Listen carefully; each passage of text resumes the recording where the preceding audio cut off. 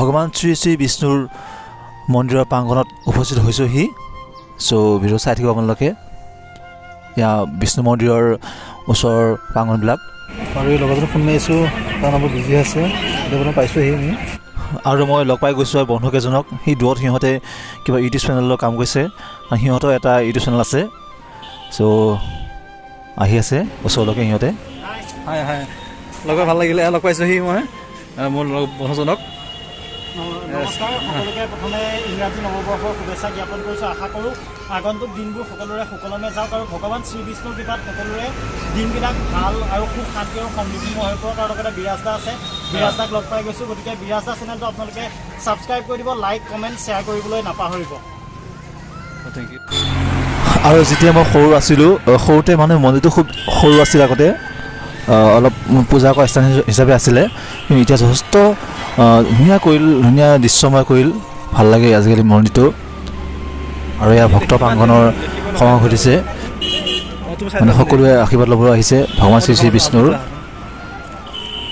আৰু এতিয়া আপোনালোকক ভগৱান শ্ৰী শ্ৰী বিষ্ণু মন্দিৰৰ ভিতৰলৈ আমি আপোনালোকক প্ৰৱেশ কৰাই নিব বিচাৰিছোঁ।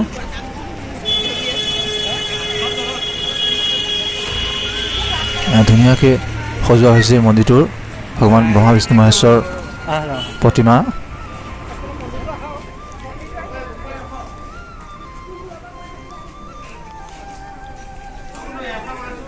আৰু মৰিগাঁও ডিষ্ট্ৰিক্টৰ একমাত্ৰ এই মন্দিৰটো দেখিবলৈ খুব ধুনীয়া সজাইছে মন্দিৰটো, ভাল লাগে সেইকাৰণে।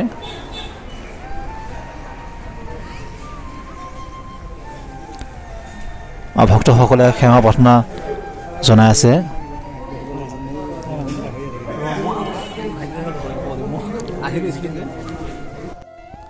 আৰু প্ৰথমে আপোনালোকক মন্দিৰৰ সম্পূৰ্ণ দৃশ্যাংশ আমি ভিতৰুৱা অংশবিলাক আপোনালোকক দেখুৱাবলৈ চেষ্টা কৰিছোঁ। আৰু ইয়াৰ পিছতে আপোনালোকক এই মন্দিৰৰ তাৎপৰ্যৰ বিষয়ে পূজাৰী বৰ্তাকেইজনৰ পৰা আমি জানিবলৈ চেষ্টা কৰিম আৰু আপোনালোকক জনাব চেষ্টা কৰিম। আৰু আমাৰ সকলোৱে মৰমৰ গায়ক আমাৰ দীক্ষিত শৰ্মা দাও ইয়াত আশীৰ্বাদ ল'বলৈ আহিছে, তেওঁৰ পত্নীও আহিছে, সহপৰিয়ালে তেওঁ এই মন্দিৰলৈ আহিছে আশীৰ্বাদ ল'বলৈ।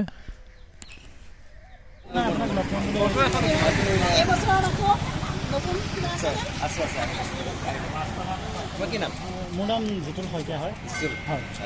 দাদা বাকী ভাল লাগিছে আপোনাৰ বুলি আশা থাকিল নতুন বছৰ। আৰু এই স্থানতেই নিজৰ মংগলাৰ্থে ভগৱান শ্ৰী শ্ৰী বিষ্ণু পিতাৰ মন্দিৰৰ আৰু ইয়াতেই ভক্তসকলক চাকি জ্বলাবলৈ দিয়া হয় সকলোৱে মংগলৰ কামনাৰ কাৰণে। নতুন বছৰ হিচাপে ইয়াতে সকলোৱে চাকি জ্বলাইছেহি। আৰু এতিয়া আপোনালোকক এই মন্দিৰৰ বিষয়ে শ্ৰী শ্ৰী ভগৱান শ্ৰী শ্ৰী বিষ্ণু পিতাৰ মন্দিৰৰ বিষয়ে অলপমান তথ্য দিবলৈ চেষ্টা কৰিম। আমাৰ লগত আছে পূজাৰী বৰ্তা কেইজনমান, তেওঁলোকৰ হয়তো আমি ভগৱান শ্ৰী শ্ৰী বিষ্ণুৰ মন্দিৰৰ তথ্য অলপ সংগ্ৰহ কৰিব চেষ্টা কৰিছোঁ। ঐতিহ্যৰ বিষয়ে ক'বলৈ গ'লে তাৰমানে আমি এইটো এই মন্দিৰ বা এই থান কিমান দিনত প্ৰতিষ্ঠা হৈছে তাতো আমি কোনেও ক'ব নোৱাৰোঁ। হয়, এই সময়ত বৰ্তমান সময়ত কোনেও ক'ব পৰা মানুহ নাই। কিন্তু লোকৰ প্ৰবাদ মতেদি এই স্থানটোত ত্ৰেতা যুগৰ পৰাই ইয়াত তাৰমানে আমাৰ যিটো ধৰ্মীয় যুগ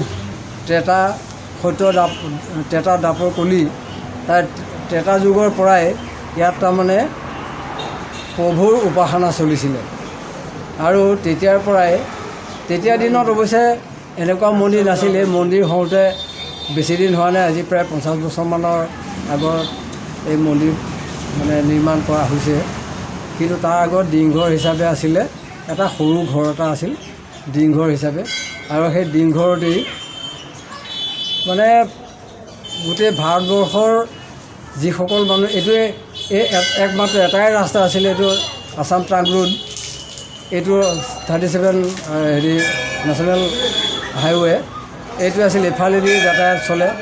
আৰু তেতিয়া দিনতো গাড়ী মটৰত অহা যাত্ৰীসকলেও ইয়াত ৰৈ পেলাই তেওঁলোকৰ মনোকামনা কৰিছিল। আৰু আমি পৰন্তু কালত গম পোৱা মতেদি বহুতো সেৱকে ইয়াত তাৰমানে নিজৰ অভিলাষ পূৰ্ণ কাৰণে যি কামনা কৰিছে তাত শতকৰা 100% নহ'লেও 90% মানে উপকাৰ তেওঁলোকে পাইছে। আৰু সেই গতিকেই ইয়াৰ ঐতিহ্যটো বিভিন্ন ধৰণে বিয়পি গৈছে আৰু বিয়পি যোৱা হেতুকে আজি আপোনালোকে দেখিছে কিমানখিনি সেৱক ভকত আহিছে প্ৰভুৰ চৰণলৈ, আৰু আমিও তেখেতসকলক কেনেধৰণে সন্তুষ্ট কৰিব পাৰিছোঁ সেইটো কথা তেখেতসকলৰ নিজৰ ওপৰত কথা।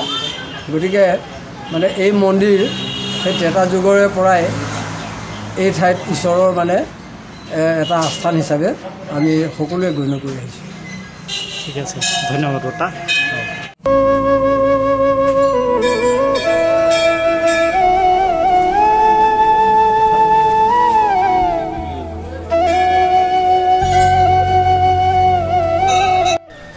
চ' বন্ধুসকল, ইমানখিনি আছিল ভিডিঅ'টো। আপোনালোকক যিখিনি তথ্য দিব চেষ্টা কৰিলোঁ মোৰ ফালৰ পৰা আপোনালোকক দিবলৈ প্ৰয়াস কৰিলোঁ। তো ভিডিঅ'টো ইমান ভাল কৰিব নোৱাৰিলোঁ মই যেনিবা মই, তথাপি আগলৈ ইয়াতকৈ ভাল কৰিব চেষ্টা কৰিম। যদি আপোনালোকৰ ছাপোৰ্ট যদি পাওঁ প্লিজ ভিডিঅ'টো লাইক কৰিব আৰু চেনেলটো ছাবস্ক্ৰাইব কৰি দিব।